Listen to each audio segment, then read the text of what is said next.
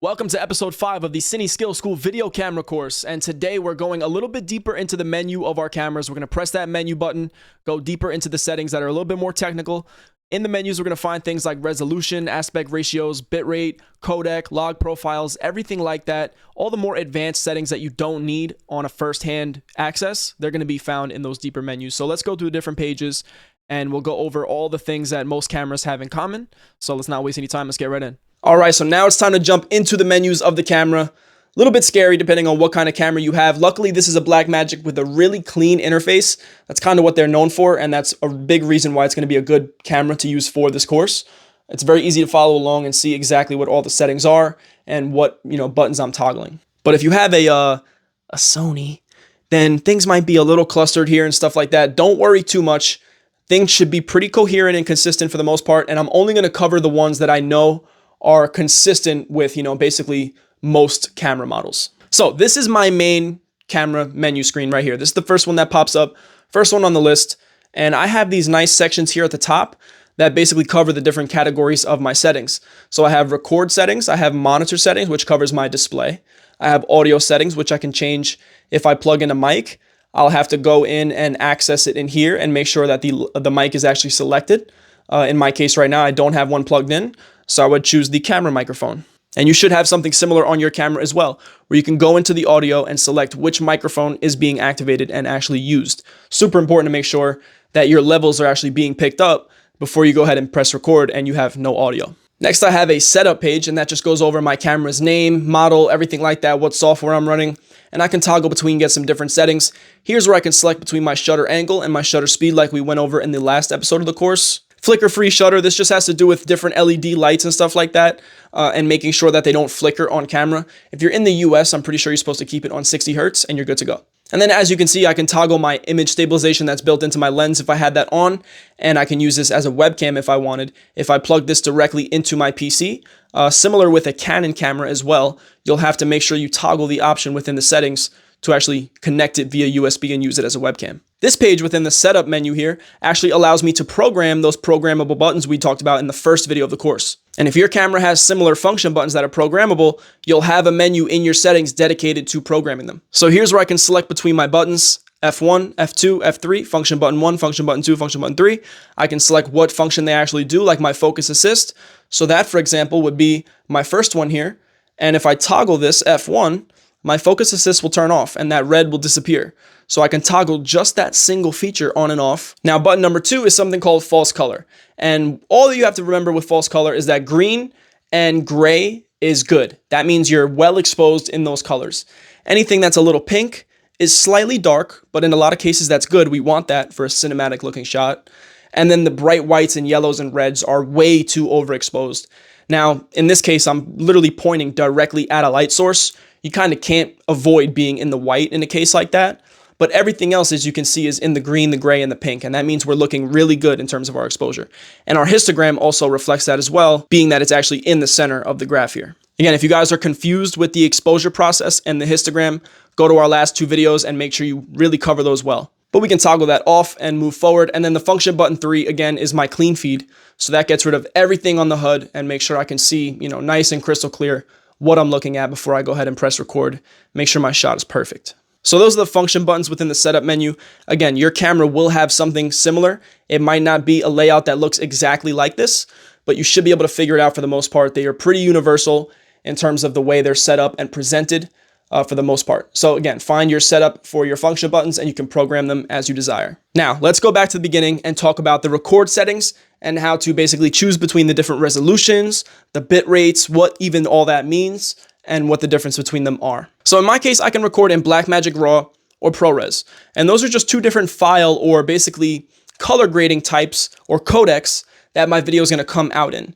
And that means if you're shooting on an iPhone or something like that, Apple develops ProRes. So that's a color profile and basically a logarithmic profile that they're coding into the software, and your files will reflect that in your computer that you can take into any editing software and edit with ease. So the reason that my camera has both is because Blackmagic RAW here is a bit of a proprietary codec. You can only edit Blackmagic RAW files on DaVinci Resolve. That's a bit of a proprietary thing. So what they've done is they've included 2 of them. if you're sharing work with other creators and things like that, or you need to share files with another editor and they're not using DaVinci, you can record things in ProRes and make things a bit more universal. So if you have a similar setup or a Blackmagic camera like this and you're wondering what the difference is, that's the difference. B-Raw is what you want to use if you're using Blackmagic. ProRes is kind of what you use if you need to. But regardless of which one you choose, everything remains the same. Now, these switches here are going to ensure that you're shooting at the highest bitrate. So as you go lower the number, it's going to give you the highest possible quality. So Q0 is going to be my highest possible quality. On your camera, it may not be laid out like this. What you're going to want to do is if you have a camera that records in 10-bit, you want to make sure it's set to 10-bit. If your camera does 12-bit, you want to make sure it's set to 12-bit. Record at the highest possible bitrate that you can record at always, unless you're trying to reserve space or storage for some reason. Bitrate is one of the most important features of a camera, and I can't stress that enough.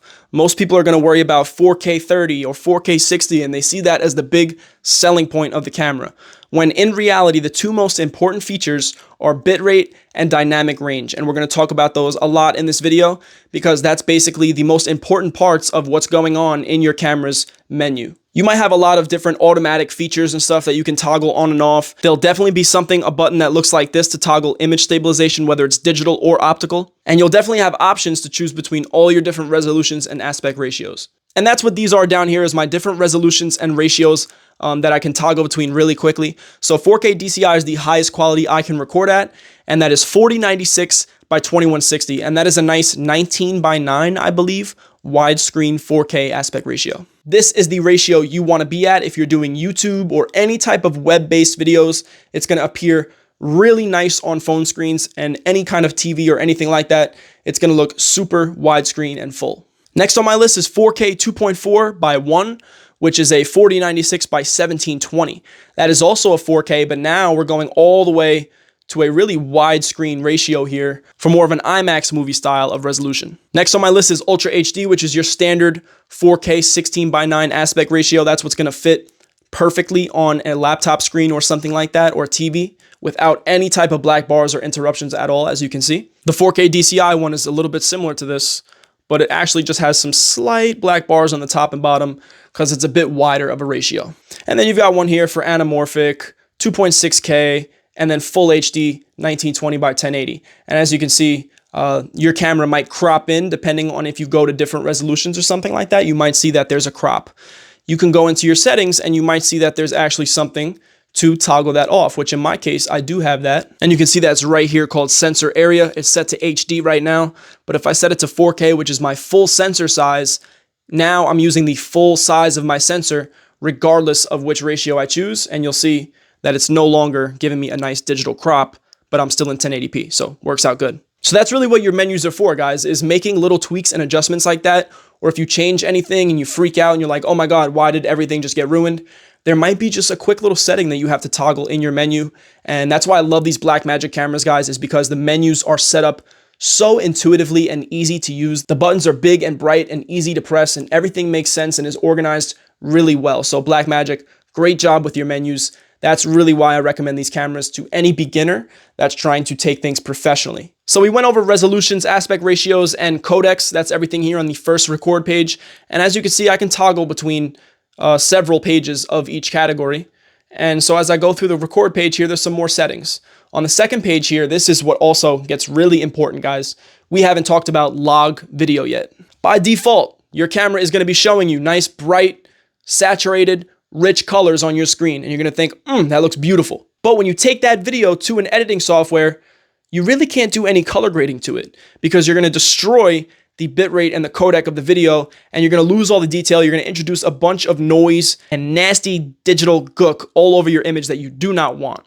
So do not do heavy color grades to a non-log video. But right here on the record page, that's what this is here for, dynamic range. That's what's going to choose my basically log or not log.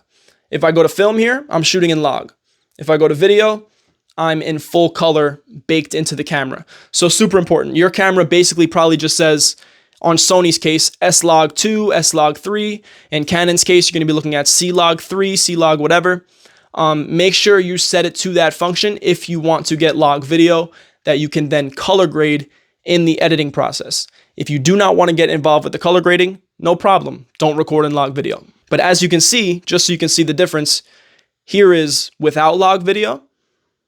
And then as I turn log video on, you'll see how I lose all that saturation and color out of our image, but we can bring in basically any type of stylistic color and look that we want in the post-production process. So this is what I'll be using most of the time, but if you're a beginner, you can just leave it on video, or you might actually see it displayed as Rec 709 or just color. That's fine. Leave it to that setting. You're good to go. You'll have nice, saturated, rich colors. You don't have to worry about getting into color grading. Other than that, we have settings like time lapse we can turn on and off. We can turn off slow motion right here within the camera with a setting called off speed recording. So if I set my off speed frame rate and my project frame rate, I can get slow-mo baked right into the camera footage, which is really handy. So there's different settings depending on what make or model you have. But for the most part, the important ones that are universal between every camera is going to be your bitrate, your resolution and ratios, and any type of function programming buttons that you can do to toggle different buttons within your camera. The audio, where you can plug in and see your audio levels, are all universal things between most cameras. And things like being able to switch on and off log footage, being able to toggle a time lapse on or off. These are all things that are fairly universal between most cameras within 2024. So that's going to do it for your camera's menu. You should have a good grasp of what's in the menu, what you need to access in there, and what you don't need to worry about. A lot of menus are cluttered with really settings that you don't need to use 90% of the time. So just worry about what resolution you're shooting in, what aspect ratio are you shooting in, and the primary things that we discussed in this video. And I think you guys should have a pretty good idea of how your camera software and system operates by this point. So in the next video, guys, we're going to take it out and start shooting.